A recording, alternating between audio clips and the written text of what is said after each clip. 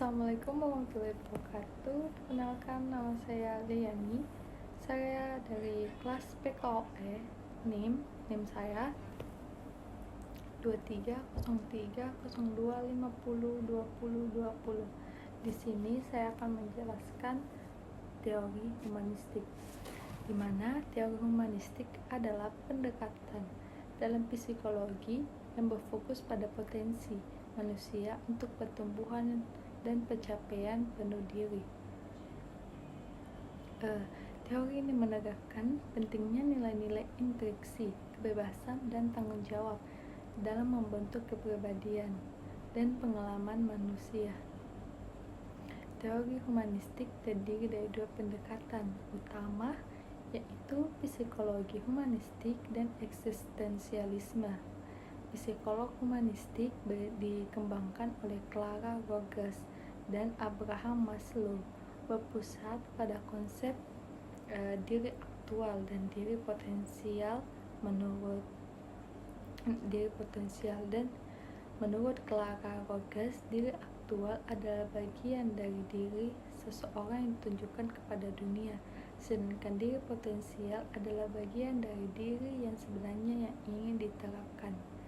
Rogers mengatakan bahwa individu memiliki kebutuhan akan kasih sayang, penerimaan, dan penghargaan, serta kebebasan untuk mengekspresikan diri mereka sendiri.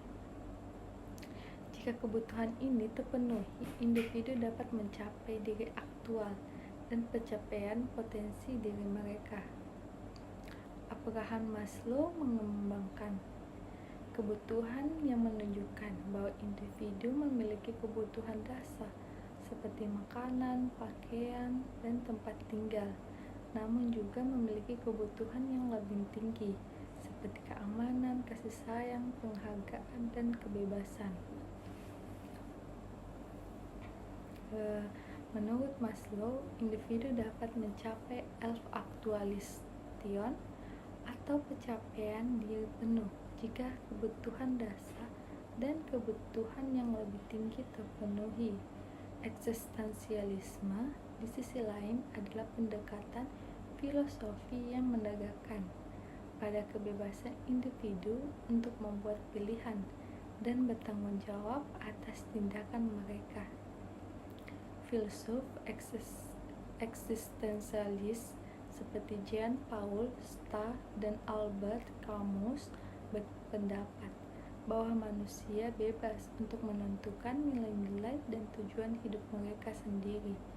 Mereka menegakkan pada konsep abstrak atau ketidaksesuaian antara kehidupan manusia yang terbatas dan ekspektasi tak terbatas.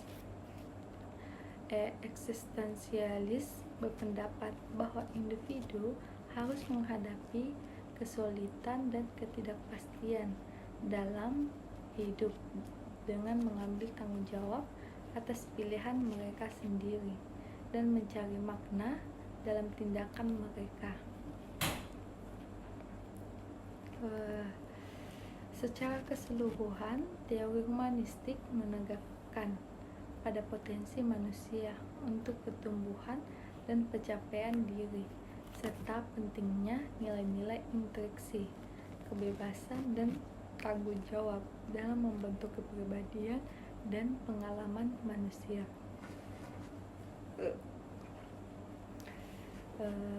Selanjutnya, teori humanistik dalam dunia pendidikan, di mana teori humanistik dalam dunia pendidikan menegakkan pada potensi siswa untuk pertumbuhan dan pencapaian diri sendiri, serta pentingnya nilai-nilai intriksi, kebebasan, dan tanggung jawab dalam proses belajar mengajar. Berikut adalah beberapa prinsip utama teori humanistik dalam pendidikan. Pertama, menghargai potensi siswa, di mana teori humanistik beranggapan bahwa setiap siswa memiliki potensi untuk mencapai keunggulan diri. pendidik harus menciptakan lingkungan yang mendukung dan mendorong siswa untuk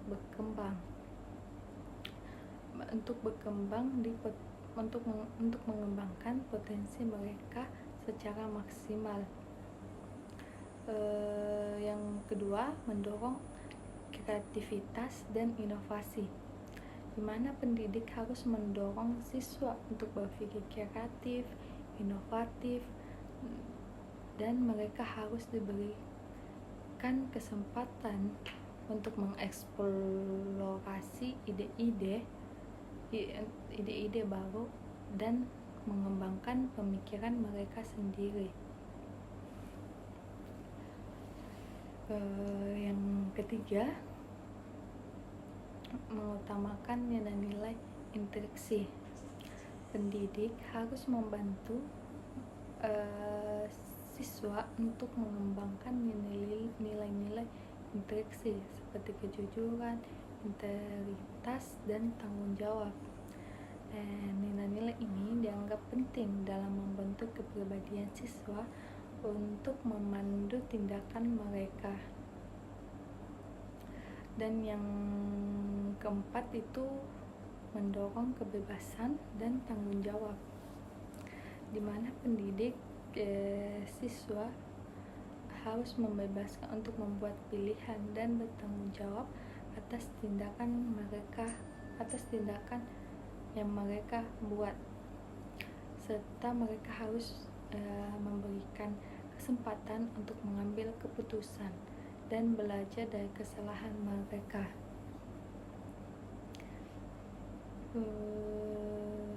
Dan yang kelima itu mengutamakan proses belajar mengajar, di mana teori humanistik menekankan pada pentingnya proses belajar mengajar, bukan hanya hasil akhirnya. Pendidik juga harus fokus pada pengalamannya belajar yang bermakna dan memuaskan bagi siswa. Yang keenam, mendorong pertumbuhan dan perkembangan didik, di mana pendidik harus membantu siswa untuk mengembangkan diri secara holistik, termasuk aspek intelektual, emosional, dan sosial. Mereka harus diberi kesempatan untuk tumbuh dan berkembang secara individu. Dalam praktiknya, teori humanistik dalam pendidikan dapat diwujudkan melalui pendekatan seperti pembelajaran berbasis proyek, pendekatan terbuka, dan pendekatan konstruktif. Pendidik yang menciptakan lingkungan yang mendukung dan mendorong siswa untuk tumbuh dan berkembang secara maksimal. Selanjutnya, teori humanistik merupakan salah satu aliran dalam psikologi yang muncul sebagai tanggapan terhadap pendekatan behaviorisme dan psikoanalisme yang lebih menekankan aspek mekanis atau biologis dari perilaku manusia. Pendekatan ini berfokus pada pengalaman subjektif, pertumbuhan pribadi, dan potensi yang dimiliki setiap individu. Berikut adalah aspek utama dari teori humanistik. Yang pertama itu teori humanistik yang pengalaman subjektif. Humanisme menekankan bahwa individu memiliki pengalaman dan persepsi unik yang harus dihargai. Pengalaman yang dianggap sebagai kunci untuk memahami perilaku dan motivasi seseorang. Kedua, kebaikan manusia.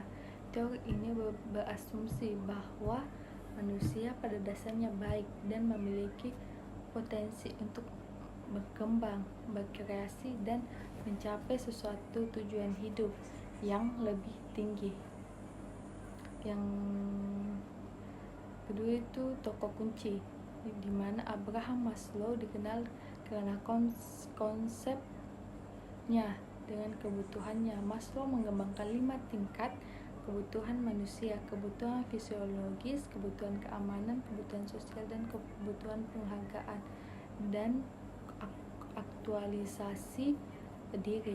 Hanya ketika kebutuhan yang lebih dasar terpenuhi, individu dapat mencapai aktualisasi diri. Carl Rogers fokus pada terapi. Rogers menekankan pentingnya penerimaan tanpa syarat, empati, dan hubungan mendukung antara terapis dan klien. Ia percaya bahwa lingkungan yang aman akan mendukung kemungkinan individu untuk mengeksplorasi dan memahami diri mereka sendiri. Terus kesimpulan dari yang saya jelaskan itu, saya mengambil kesimpulan teori humanistik menawarkan pandangan optimis tentang manusia dan potensi mereka bertumbuh dan berkembang, dengan menegakkan pengalaman subjektif dan hubungan interpersonal. Pendekatan ini memberikan landasan bagi banyak praktik fisiologis dan terapeutik yang berfokus pada kesejahteraan dan pemenuhan diri. Baik, sekian dari saya. Assalamualaikum warahmatullahi wabarakatuh.